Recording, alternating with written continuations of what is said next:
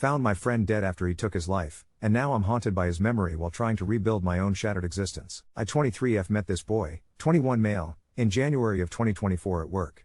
After a while of being friends in late April, we progressed into a situationship by his pursuit. He had just gotten out of a relationship of 4 years abusive. I saw him just as a friend but relented due to loneliness. I liked him but wasn't really in a place to do FWB, but I can't say no if a guy is being nice to me. We started hanging out every day, having sex and partying with friends. His place was called the frat house cause it's where all of the parties were held. It was a big 4-bedroom house. This was our routine every day for the end of April and all of May. May goes by and then June comes. We at this point have caught feelings, at least I know for a fact I did. He mentioned one day wanting to try shrooms. I was down to try it because I've only done tabs in the psychedelic department. I didn't like how the tabs lasted 15 hours on me. I told him these 3 things when tripping. 1. We are gonna be selective on who we do it with. No one is alone. 2. We're gonna lock ourselves into his room. He had the master, his bathroom was attached. 3.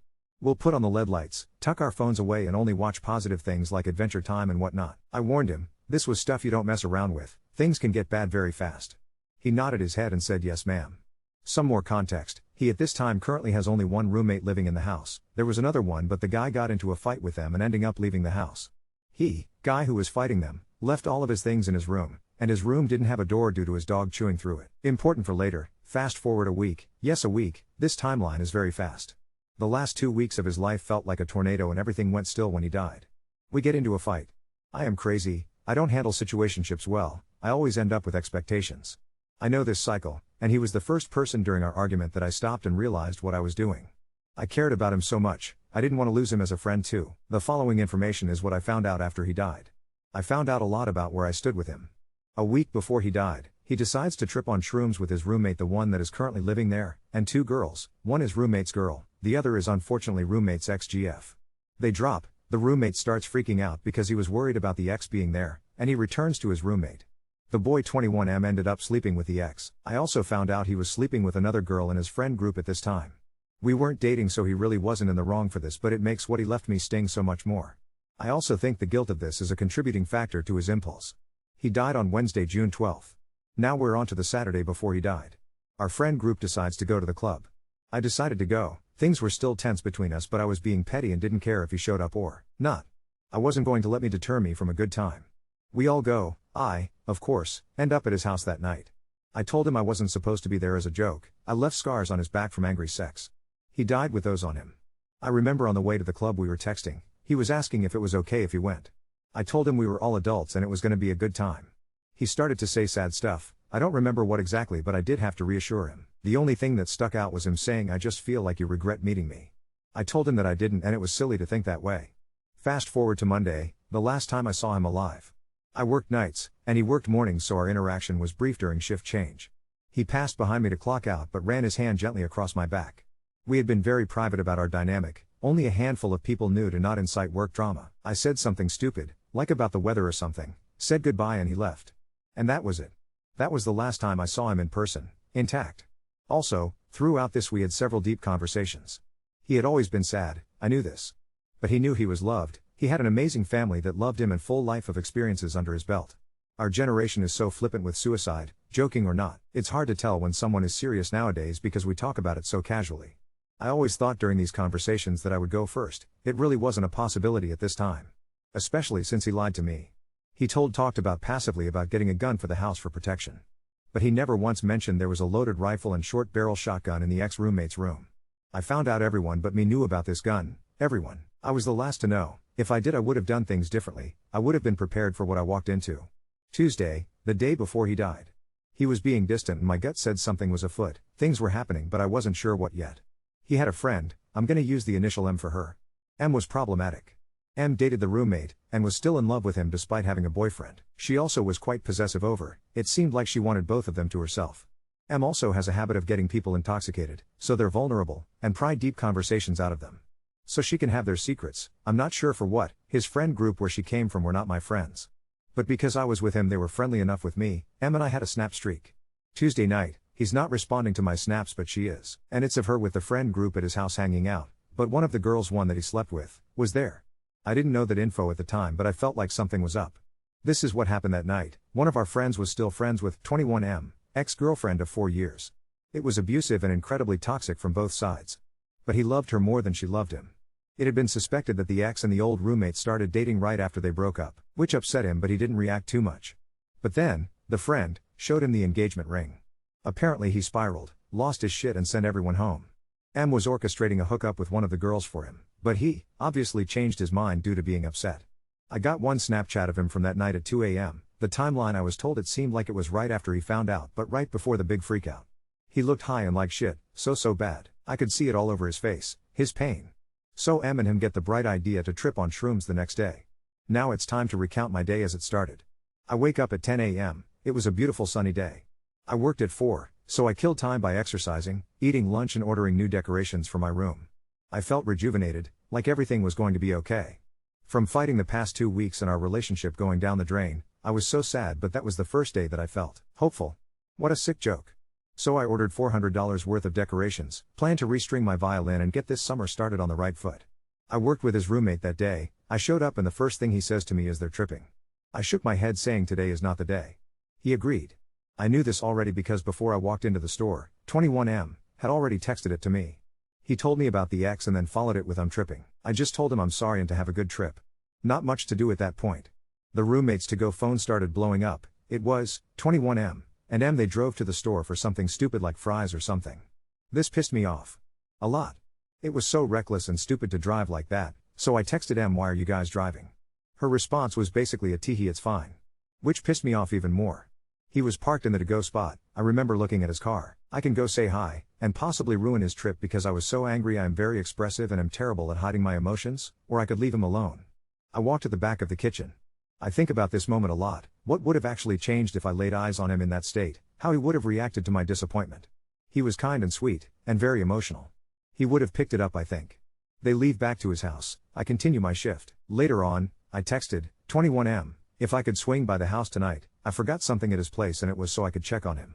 He said sure. I get cut. I leave by 8:30. I tell him I'm on my way. The following are the final text messages from Snapchat. Him, Teresa, decent chance I'll be passed out by the time you're off. But I'll leave your stuff sitting or something. Once I get closer to actually going to bed and I know when, I'll let you know what I did. Pause. I was driving when he sent this. Bad, don't do that guys, so I didn't fully register what I read until after I went back into our chat. So that's why my response is so casual. That last line haunts me. Me, okay him, I'm getting comfy for the night. I'll leave it on the bean bag for you. Just pop in and grab it. Me, him on the way, I got out super early. Him, heard was his last word to me, and possibly anyone. So M had her boyfriend pick her up while I was on the way, she left him alone. The number one rule of psychedelics, no one is left alone. She was also one of the people who knew a gun was in the house. I will give it though, he was convincing. He told her he'd be fine and that I was on the way. He acknowledged I was coming. He knew I was coming. He was alone for 10 minutes max. His last Snapchat to a friend is at 8:48 p.m. of him laying in bed. I pull up to the house, and parked in the driveway. He had a passcode lock on his door. I knew the code, but I always made him come out to get me. I never let myself into people's houses. This was the one time I did. I let myself in. The front door opens to a foyer. To the right is his bedroom. I never really went on the left side of the house where the other bedrooms were. That was his roommate's side. I never really had a reason to. I open up his room and find his bed empty. His TV is on Spotify, his favorite playlist softly playing. I noticed the bed was disheveled. The sheet was partially off and his room was messier than usual. It looked out of the norm for what I usually saw when I came over. I checked the bathroom. Nothing. I go back out to the foyer. I call him name. Nothing. I call his phone. Nothing. I stand there for a moment. I knew his car was here, so he had to be somewhere. This was weird. Very weird. I go past the foyer. To my right is the sliding glass door. I check the backyard, maybe he's smoking or something. Nope. Not there. I started to smell something rancid, like someone diarrheaed and then left it for 3 days and then diarrheaed again. I go back to the foyer. Standing again in the silence. All that is playing is the soft country music from his TV. I was so confused, but I also thought to myself, should I leave? I swear, a voice in my head was pushing me to go, whispering leave, leave, leave. I am stubborn, however. I thought to myself, no, this is weird. I need to find him. He's at this point coming down on drugs. I need to find him. I press forward through the foyer and am by the sliding glass door again. The kitchen bar is to my left and a little bit forward to the right is the hallway to the 3 other bedrooms. I noticed Teresa light on in the hallway. I figured, oh? He must be in one of the rooms grabbing something and just didn't hear me calling his name. As I get closer, that smell gets stronger. God, what is that smell? I thought, it was unlike anything I've smelt before. As I get closer, I notice the splatter on the wall at the beginning of the hallway. I turn the corner.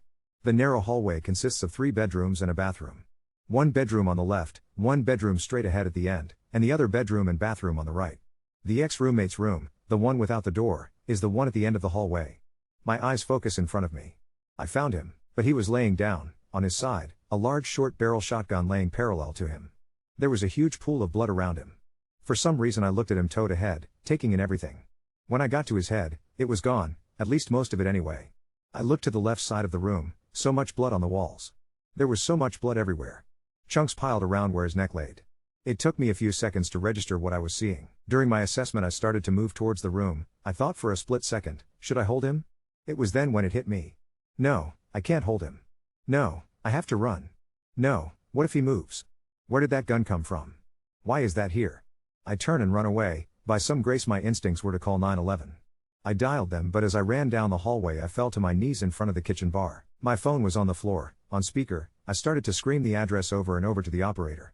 See, this is where I find the human mind interesting. My perspective of how I handled this was me being clear and concise on how I was communicating. Everyone who was there that night, I was hysterical, incoherent and saying things I don't remember saying. I do remember saying the address, screaming and screaming about how they can't put him back together. I felt like I needed to run further to get out of this house. It was as if I was being lifted up to my feet and ran out to the front porch of the house. I was screaming at the top of my lungs the entire time during this, mind you. He lived in a good family-oriented neighborhood. Screaming and screaming. Those moments alone in that house with him felt like an eternity. One person came out of their house. One person. A man, approached me like I was a wild tiger. He asked me what was going on. I threw my phone towards him and continued screaming, saying, "Get them here, get them to understand what was happening." He went into the house for a brief moment. I hope he didn't see much. I really hope not. 21M did not deserve to leave himself in such a state. No one should see him like that. He was so much more. The cops arrived fairly quickly. The roommate was my second call. He arrived quickly too. People from our friend group trickled in and then his family arrived. I will never forget their screams. They still ring clear as day. The rest of the night, it was just filling out the police report, giving my statement and whatnot. I was comatose for 2 weeks. Those decor packages started to pile in. They sat collecting dust for 2 months. I slept on my couch. My bed made it all feel too real. Every time I opened my eyes in morning, I would have precisely 1 second of peace. Then, as I would call it, the projector would kick on, the image staying at the forefront of my mind. It wouldn't turn off. I couldn't stop seeing it. It pierced my heart when the detective, getting my story, looked at me and asked, "And who are you?" I had to say, "Just a friend." I never got a title. I found out he was sleeping with other girls at the same time as me and now he left me this mess. Oh, and I found out months later, that while out with Em and a friend, she casually brings up that he was talking about suicide that day. So casual. As if you were talking about the weather. Remember when I mentioned what she tends to do to people in their vulnerable states? She had him talking about everything wrong in his life all day, while on shrooms. And she really thought that wouldn't have had consequences? And then not only that, but left him alone. All she had to do was waiting 10 fucking minutes for me to get there. He probably would still be alive. And the worst part is that she is so unaware of her part in this. She does not care. It's sick and scary that people can operate with this much carelessness of others. My life has been in shambles since then. I come from a poor family and didn't really have any extra income myself. So therapy and inpatient has been scarce source for me. I go to a therapist when I can, but it's only been once every few months, which is just restarting a cycle, so it's not helping. I sleep with the lights on every night. I can't enter into dark rooms without white-hot fear, and I can't maintain my relationships at a good level. I am distrusting and jaded. I don't think I'm going to make it. I've experienced other traumas in my life already and this completely broke me. I am a shell. I don't know how much longer I can take. I miss him so much. So much. I think about his family and their grief. They never got a letter, and they had no idea what was going on in his life. I feel cursed, like I've been marked by death. I don't think people are supposed to see what I saw. I want to live, but I don't think I'm gonna make it. It feels like I am ruined, unlovable and unmanageable. Last night I had a meltdown. My face hurts from smacking my head in the wall, my wrists hurt, my fingers are swollen and scraped from punching the wall. I was supposed to go to my friend's house this week, to not be alone. But I called him during this meltdown and he heard the state I was in. He uninvited me to his house. He said he can't handle this, he needs to protect his roommate's peace and I need more support and help. Now, I am not mad at him for this at all, I'm just hurting. I feel like a burden. I told him I was hesitant to go for this reason and he reassured me I won't have to do it alone. But I was right, I scared him away. I've scared a lot of people away. It seems like my only option is to weather this storm alone. I don't even want to deal with myself anymore, I want to run away from me. I am tired, I am scared, I am giving up. My systems are failing, there are only fumes. It's hard because of this, I have witnessed how suicide devastates your community. His funeral had 350 people in person attendance and more people watching from a Zoom live stream. There was only standing room, that's how loved he was. I think about his final moments. Was he crying? Was he scared? Robotic? Did he move quickly or slowly in a trance? Was it a thought loop? Was something else there, urging that impulse? Was he too high to remember I was coming? Was he too high to realize I would be nosy and try to find him? I get so angry with him. How dare he do this to his loving family? How dare me drag me into a nightmare? I only knew him friendly for about 3 months. A person who I knew for 3 months scarred and ruined the rest of my life. I never thought something like this could happen. I thought this violence was only for war. The night is dark and full of terrors. If you read all of this, thank you. I'm sorry it's long, this story has a lot of moving parts. Update 1. Some of you asked if I had an update, or what happened after, so here it is. Honestly, I didn't think I'd ever have the strength to come back and put all of this down, but a few things have changed, or maybe more accurately, the world kept forcing itself to move forward whether I was ready or not. It's been a few months. Sometimes it feels like it's only been hours since I was that screaming animal curled up on the porch, and other times it feels like the person who lived that night evaporated into the ceiling of that house and never came back out. I mentioned before that therapy was not really an option, but I did manage to find some help. There's a crisis counseling center that holds evening groups twice a week, and after I blacked out during a panic attack on my kitchen floor, my dad drove me there and basically waited outside until I went in. The group was small the first time. A nurse whose fiancé had overdosed. A retired bus driver whose wife died of cancer. And then me, with my story of the boy, the blood, and the unbearable silence of a house echoing with music. I didn't think anyone could understand how much it didn't just break me, it rearranged me. But during those hours, with hands tight in my lap and my back pressed hard against the cinderblock wall and the clock tick-tick-ticking, I listened. Slowly, pieces started to fit back together. A weird thing happened after I started opening my mouth in the group. People reached out. The friend whose house I scared myself away from texted me again, not to uninvite or scold, just to check in. I still didn't go, but there was something kind even in the offer. Another girl from work, who had always stayed in the background, the girl who always asked for extra napkins, I would have said, started sitting with me on my breaks, not saying much, but letting me talk if I wanted. I mostly didn't, but she kept showing up anyway. Our friendship grew in sideways glances and gentle tolerance for silence. The house was empty for weeks after. The landlord came by eventually and stripped out everything. His bed, his playlists, every evidence that he'd ever existed. They replaced the sheetrock in that hallway. For a while there was police tape, and then there wasn't, just a bland for rent sign like nothing had ever mattered in there at all. I'd avoided even driving down the street, my hands shaking so badly once at a stoplight I put the car in park and cried. But the others, the friend group, if you could call us that anymore, fractured. There was a weird, poisonous aftermath that nobody could have planned for. M disappeared off socials for a while, resurfacing with some new boyfriend and a beach vacation. She never apologized, she never reached out to me, not once, not even when she saw I was going to group. I found out from the roommate that she'd somehow managed to not even be questioned by the police, that nobody wanted to point fingers in the middle of so much pain, but every time someone mentioned her, my skin felt too tight. The roommate and I had one deeply awkward breakfast together. He seemed older and smaller at the same time, hollowed out, unable to meet my eyes. He told me more things I wish I didn't know, how 21M had researched brain anatomy in the week before, how he joked about leaving a real mess. The guilt that weighted both of us down pressed the space flat. I realized that there wasn't going to be any magic day when the adults sweep in and fix the story, tell us it wasn't your fault and mean it. 3 months after the death, I got a letter addressed to 21M from the state college, about his transcripts, some administrative screw-up, but I'd inherited some of his mail, since he listed my address on some forms. He never told me this, but I guess in his insane life, he had packages sent everywhere. Holding that letter was the first time I let myself ask, what if? Not the what if I'd gotten there sooner or later, not the endless spiral, but the bigger what if he'd made it through that night? Maybe he'd have opened that letter, rolled his eyes, told me he hated paperwork. We'd laugh about how stupid the world was. I held the letter for a week before bringing it to his mom. Oh, his family. The nightmare continued there, too. His youngest brother, 10 years old, started collecting toy rifles and sobbing into his pillow.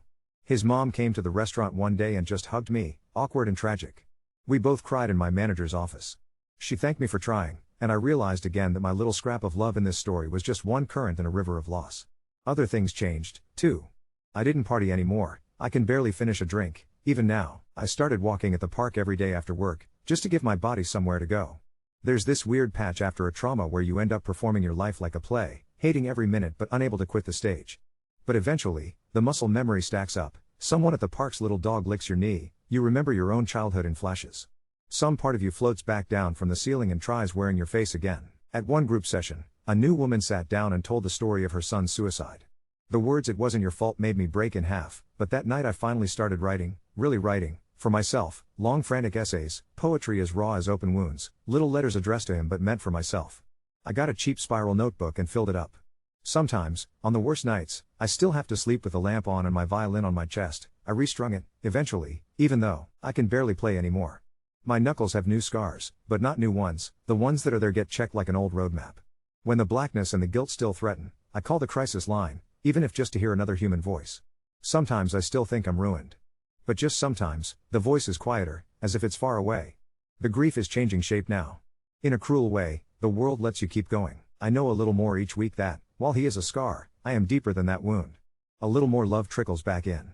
I started to laugh again. Just little pieces, but they matter. A really strange thing happened this past week, and I need to say it, maybe to someone who is further outside my story than I am. The landlord rented out the frat house again. A family with 2 kids, golden retriever, minivan, the works. They were out front one day, planting something, little girl shrieking about worms. The father waved at me. I looked at the place and, for a second, just a second, it was almost possible to see a future that wasn't full of ghosts. I stood there and waved back, like a normal person, and for the first time since June, I walked back into my house, not the house where this all happened, and didn't immediately count all the exits. I turned on the lamp, but I also opened the curtains. In therapy, we talk sometimes about how time isn't linear. That you go forward, and then snap backward, again and again, spiraling through the same pieces. Sometimes, I am just a girl who lost a boy who almost loved her, sometimes, I am the screaming animal on the porch, and sometimes, rarely, I am just a person who survived. I haven't reached the end of this yet. I don't know if I ever will. But I know now, in a way I didn't before, that surviving is the only way to love the ones we lost. Update 2. If you're reading this, thank you. I keep thinking the story should have ended last summer, but the universe keeps spinning up wild plot lines for grief, like it refuses to let even the dead rest flat on the page. A few of you DM'd to ask how I've been, what's happened since I posted my last update. I really wasn't going to write again, but 2 things happened. No, actually, like 5 million tiny things happened, some of them just the regular small devastations of life, and a few so uncanny, so movie script level weird, that I started to think maybe there's some kind of odd choreography in the mess. I don't want to jinx it, but for the first time in nearly a year, I can say life and mean something not just gray. Let me back up. I had thought group was as good as things could get for me. It kept me alive, nothing pretty about it, just raw survival, the ritual of sitting frozen in a plastic chair as someone else's tragedy took center stage, so I could hide in the chorus, and breathe. But last month, my manager at work forced me to take all my PTO before I lost it, so I impulsively signed up for a city writing workshop, after this counselor at group kept hounding me about journaling. There were 10 of us, an older guy who only wrote about trains, a woman my mom's age who brought her dog and wrote about loss, a pair of high schoolers who giggled about everything, and me, the guy with the suicide story. I wrote about the aftermath, about the house, about my fear of dark corners. I didn't mean to read aloud, but on week 3, the instructor tricked us by asking each to share one line. I said the one about being rearranged by grief, and there was this weird, gentle pressure in the room, the kind I used to get in the back hallway at a party, before things got wild. Afterwards one of the high schoolers, Noah, they, braver than I'll ever be, stayed behind to ask about the story. I told her almost everything. She said, "You should write a memoir." I laughed so hard I cried. Work was hard in entirely new ways. The older staff got wind of what happened, small town gossip, a death notice, then awkward, blurry sympathy. The napkins girl, Maddie, didn't drop away. She started coming over after work, just to watch dumb shows or help me research therapists, and once to help me move a decaying package of what turned out to be a mummified lime from under my fridge. Long story. We're not besties, but it's like having the world's quietest emotional support dog living next door. It helps, though you'd be surprised what kind of catastrophic guilt you can feel, surviving something, and then actually letting yourself enjoy 2 a.m. Taco Bell in the company of someone who is not a ghost. Now for the insane thing, the thing that made me write again. I went for my usual park walk, headphones on, still can't listen to country, sorry, and as I rounded the pond, a golden retriever bolted up to me and started licking pasta sauce off my jeans. The dog's owner jogged up, same young dad I'd seen unloading moving boxes into the frat house a few weeks prior. He apologized, introduced himself, "Ben, we just moved here, hope this isn't weird," and somehow ended up asking me to their housewarming next weekend. I almost ran. But then, the little girl with the worms appeared, holding out a dandelion and grinning. In that moment, instead of pure panic, I felt this acute, stinging memory, standing in that foyer, heart pounding, house full of absence. Except now, the same walls, same kitchen bar, had a fridge covered in kid drawings, and a new blue swing in the yard. In my head I heard the old music, his playlist, and for the first time in forever, I smiled. I told Ben yes. I went. I lasted exactly 45 minutes before excusing myself, but it felt like hundreds of hours of normal. After that night, I did something wild. I walked past the ex-roommate's old room. Little kid voice, that one's my fort now. It didn't smell like anything. No blood, no history. It just was. This sounds cloying, but I can't overstate how impossible I thought that would ever feel. Of course, a week later, the universe fucking tested me. I ran into Em at a pizza place downtown, out with her new boyfriend, laughing, just laughing, hair perfect, nails perfect, like nothing had happened, like nobody ever left that house except with a hangover. She saw me, her face flickered through 5 emotions in 2 seconds, and I swear I saw that nanosecond of not guilt. Just annoyance. I didn't even freeze or panic cry, I just watched her walk by. Afterwards, I walked home, in the dark, which I haven't done in a year. Things have not gotten magically better. I can sleep in my bed but I still get panic attacks. I still have those nights where it makes sense to let the lamp burn, though sometimes now it's because I'm reading, not because I'm afraid. Depression is sneaky, sometimes I wake up wishing I hadn't, but some mornings I actually want to go outside.